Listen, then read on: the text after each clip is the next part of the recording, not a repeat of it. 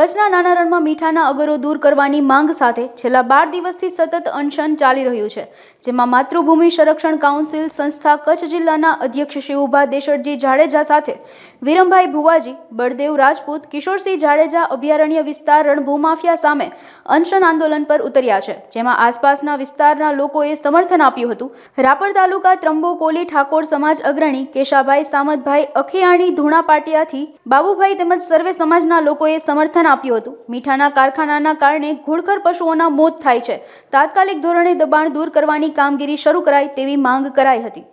આજે અમે ત્રંબોથી અમારા સરપંચ શ્રી કેશાભાઈ તથા એમની સાથેના બધા મિત્રો અહીંયા આંદોલનકારીઓને મુલાકાતે આવ્યા છીએ અને 12 દિવસથી હજી સુધી તંત્રએ કોઈ એમની ખબર અંતર પૂછ્યા નથી, તેમને હજી પૂરતો ન્યાય મળ્યો નથી। અમે સૌ એમની સાથે છીએ અને એમને કોઈ પણ પ્રકારની કાંઈ તકલીફ થશે તો સમગ્ર જવાબદારી તંત્રની રહેશે।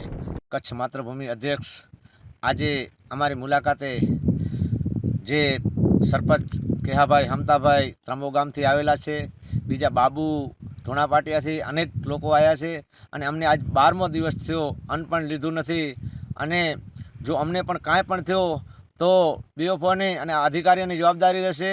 સુરેન્દ્રનગર કચ્છ કલેક્ટર અને જે આમાં જે અભયારણ્યની અંદર આવતા હોય એમની ટોટલ જવાબદારી રહેશે।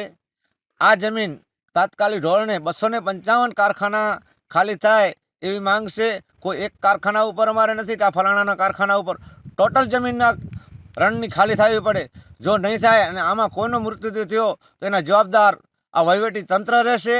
જ્યાં સુધી મારા ખોરિયામાં પ્રાણ છે ત્યાં સુધી હું આંદોલન તોડવાનો નથી અને આમાં લડતો જ રહીશ અને એનો ટોટલ જવાબદાર ગઢવી બીઓફો રહેશે। આજે અનશન આંદોલનને અમારો 12મો દિવસ છે। આજે 12 દિવસની અંદર અમારા આજુબાજુના રાપર તાલુકાના કાંઠા વિસ્તારના પણ જે ગામડાઓ છે એની અંદરથી અમારા સરપંચશ્રીઓ, આગેવાનોશ્રીઓ અમારી સ્થાનિક મુલાકાત અને અમારા સમર્થનમાં જોડાણા છે। એવા જ અમારા ત્રંબોથી સરપંચશ્રી કેશાભાઈ સામતાભાઈ અને એમને સાથે એમના પણ ઘણા આગેવાનો ત્રંબોથી વધારે છે, બાબુભાઈ। એવા જ અમારા માનગઢ ટીંબા પ્લાસવાની બાજુમાંથી નારણભાઈ, સામતાભાઈ અને ઈશાભાઈ, આ બધા આગેવાનો સમર્થનમાં તો અમારી સાથે જ છે। આજે 12 દિવસની અંદર હજી આ તંત્રની કોઈ આંખ ઉઘડી નથી। આજે કોઈ તંત્રના આજે ડીઓફઓ હોય, અભયારણ્યમાંથી આરએફઓ હોય, આ લોકો અમને ઘણા બધા ગુમરાહ કરી રહ્યા છે। અમે સ્થાનિક 12 દિવસની અંદર હજી સુધી અન્નનો દાણો મૂક્યો નથી। અમારે આજુબાજુમાં અમે જોયું તો જે ઘુડખરની જે એક પરિસ્થિતિ છે, જે એમની અત્યારે હાલત જોઈ અને અમે સ્થાનિક જોયા છે। આ મીઠાના ઉદ્યોગકારોએ એટલા મોટા મોટા પારા બનાવી અને ઘુડખોરોને આવવા જવામાં પણ ઘણું બધું નુકસાન પહોંચતું હોય છે। અમે સ્થાનિક તપાસ કરતાં અમને જાણવા જોડ્યું કે અહીંયા ભૂખના કારણે અને ઘણા તો એ લોકો મારી નાખતા હોય એવું પણ અમને લાગી રહ્યું છે। હાડપિંજર જોયા છે અમે સ્થાનિક તપાસ કરતાં, ઘુડખર પણ ઘણા બધા આની અંદર આ લોકો હત્યા કરી રહ્યા છે।